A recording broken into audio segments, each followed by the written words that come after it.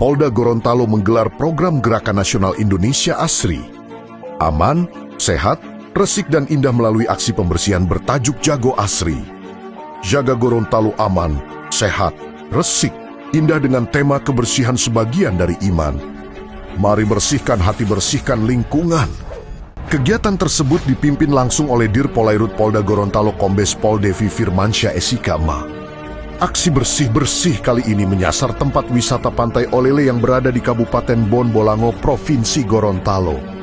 Program ini merupakan wujud nyata dukungan terhadap instruksi Presiden RI dalam menjaga keamanan, kebersihan, serta ketertiban lingkungan.